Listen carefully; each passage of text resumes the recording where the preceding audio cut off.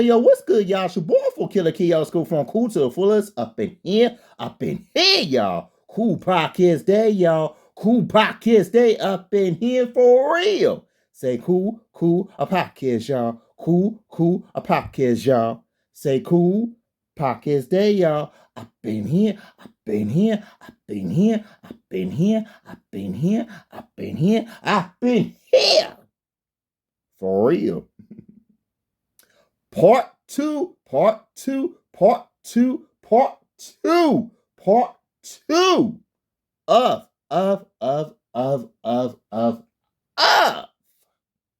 everything but the chip, y'all. Everything but the chip. Philadelphia 76ers, y'all. Part two of everything but the chip. Philadelphia 76ers. Featuring my co-host, JV Lewis, y'all. JV Lewis, y'all. Yes. I am going to allow him to share his review on everything but the chip.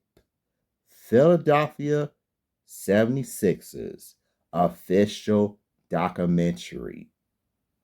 Oh yeah. And it's still attached to episode 6. Episode 6, y'all. Oh yes. It's on it, popping for real.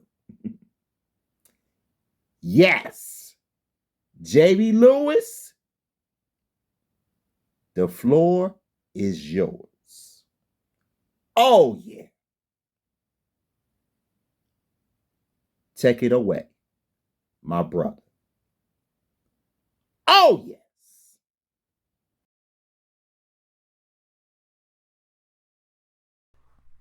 Hey, what's good, everybody? Jay Lewis back at y'all with another video. You know what I'm saying? Doing another video with the homie Kool to the fullest. You know what I'm saying? Follow me on Instagram and Threads, JLewis77. Follow me on Snapchat, Hive, TikTok at JVLewis77. Check out my Twitch gaming channel, JV Lewis, as I stream on Xbox Series X. And check the membership if you're interested in joining. So, I'm reviewing the Philadelphia 76ers 2001 team documentary, Everything But the Chip. So I am very familiar around this time. This was the Allen Iverson era. AI was that dude, cultural icon, just anti-establishment without really being, you know what I'm saying, that corporate America couldn't get with them, the cornrows, the tattoos, and this was around that time that they was really throwing the thug word around, but we know what they really mean by that. Especially they was getting calling the NBA hip hop thugs around that time, and Allen Iverson did it his way. He didn't shuck and jive. That's what everybody loved him. And from a basketball standpoint, that dude had heart. That dude went at it every single night. The crossover, everybody remembers the crossover. The crossover, I see a lot of comparisons between Steph Curry and AI because both of them are so influential to the game that they were the best and worst for the game. And what I mean by that is that the crossover pretty much helped and ruined basketball because everybody wanted to crossover. They didn't want to do nothing else but crossover. But they want to crossover like AI, but they didn't want to work on a mid-range shot. AI was a mid-range king. And it's funny how the mid-range is a completely lost art now. Very few people like really on that mid-range game. So people need to step up on that. But everybody just want to dribble, dribble, dribble, dribble, dribble, dribble, dribble, dribble, cross, cross. And you can't even cross nobody. Then what you going to do? They just holding the ball and you just come. That was like the last time when I really stopped playing basketball because I was just sick of everybody trying to cross over, didn't want to pass, couldn't do nothing else but try to cross over. If they didn't do that, they ain't have nothing. Kind of like now with Steph and the three-pointer. Three-pointer has and analytics have killed basketball. I'm still a huge basketball fan, but a three-point shot and analytics have destroyed the game, killed it. But I remember that team, man. I remember they was like a bunch of hard workers, not really superstars, you know what I mean? Like, like they had Theo Ratliff, George Lynch, Rajah Bell, Eric Snow, Aaron McKee, Tyrone Hill, Matt Geiger, Jermaine Jones, Ty McCullough. There might be a couple of other people I'm missing, but they had a nice little team, and that team made it to the finals, going against the Shaq and Kobe Lakers. Who that when they was in in the midst of their three-peat, run, and Philadelphia, I remember they was telling how much of an underdog Philadelphia was in the finals. And Shaq was like, they not the underdog because they had the coach of the year, Larry Brown. Iverson was the MVP. Aaron McKee was sixth man of the year. But like they got Mutombo in the mid-season trade. You know what I'm saying? Like Ratliff went to Atlanta. You know what I'm saying? Mutombo was defensive player of the year. They racked up all the individual awards. And them boys had a tough run in the playoffs, beating Indiana, beating Toronto, beating Milwaukee to get to the finals. And man, that first game in the finals, one of the most memorable games. Of course, we all know the step back, you know what I'm saying, and the step over Tyrone Lue, iconic. And then after that, it was a wrap. The second game was close, but after that, man, too much Shaq. Nobody in the league could guard Shaq. Like, no, and they Kobe was Kobe. Lakers had a great team. You know what I'm saying? They let Mutombo play Shaq 1-on-1 because the Lakers had a whole lot of shooters. And it was like, man, Mutombo did what he could, but it let nobody 1-on-1 can stop Shaq. Nobody. You know. Philadelphia had a lot of bodies to throw at Shaq. I don't know if they ever used everybody. I don't know if they used I can't remember if they used Geiger, because Geiger was the center before Geiger was a pretty solid guy. McCullough was okay, but I don't know if they really threw all the bodies at Shaq that they could have. But that was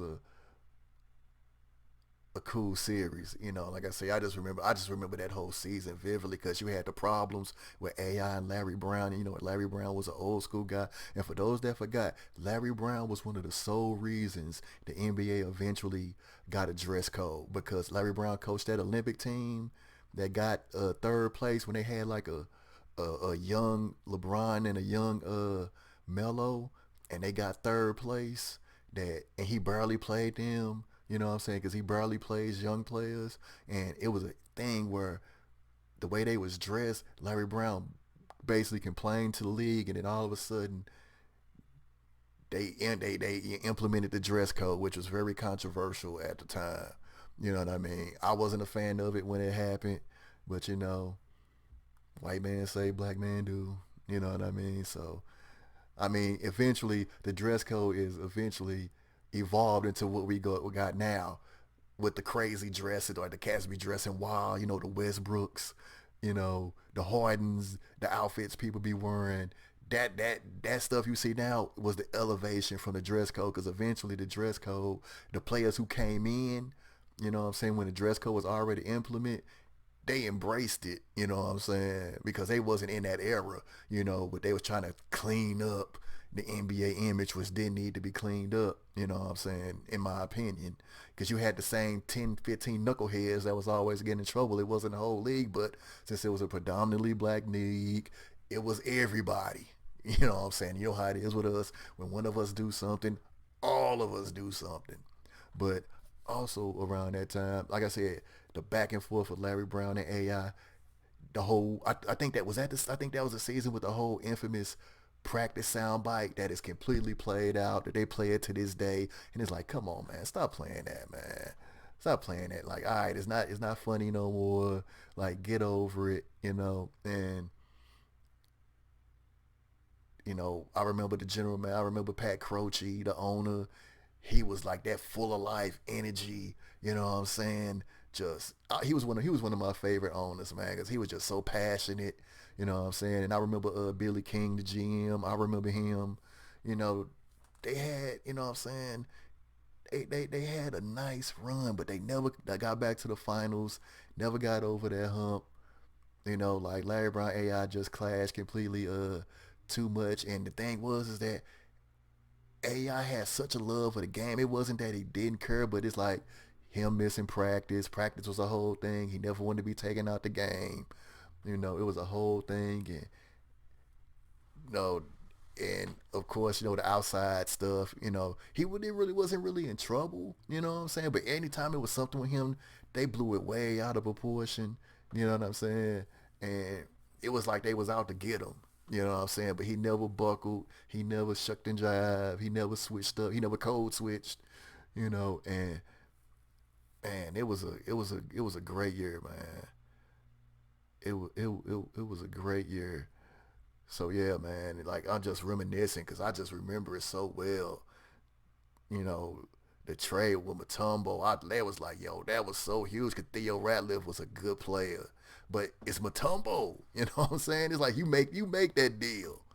make that deal, and they had them grit and grind players. You know what I'm saying? Eric Snow was a true point guard. Uh, Tyrone Hill was a solid power forward. He played like trash in the finals. Like I had my boy was watching the finals. He doesn't really watch basketball, but one thing that he noticed was Tyrone Hill was playing so trash, and he never like what's that dude name again? Hill.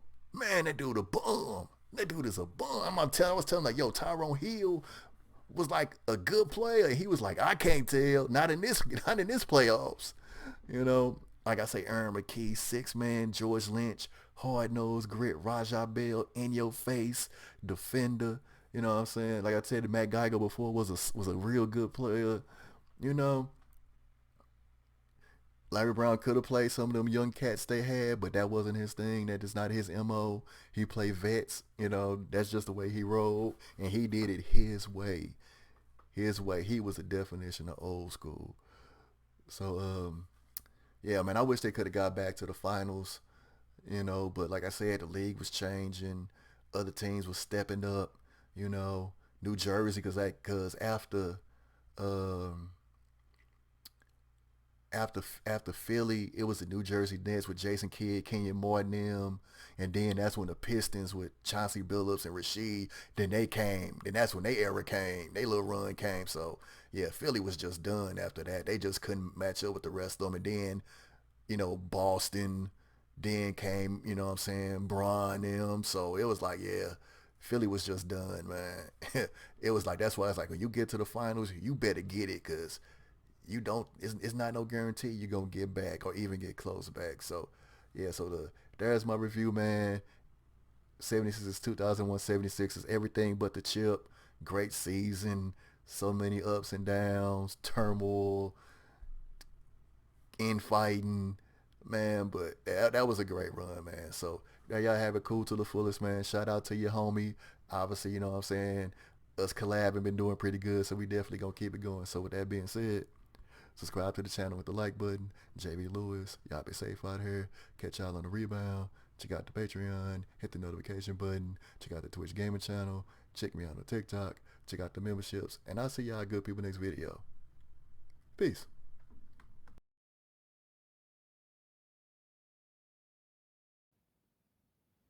Thank you, JB Lewis. Thank you so much for your review on everything but the chip. Philadelphia 76ers official documentary. I truly enjoy your review about this documentary, JB Lewis. I really do appreciate that for real. And yes, we need to do a lot more collaborations for real. Yes. I enjoyed how you brought everything to the table. Yes. K and J vibe, y'all. K and J vibe. Yes. JB Lewis, you brought that vibe right here. And yes. I truly appreciate that, my brother. Yes. Oh, yes.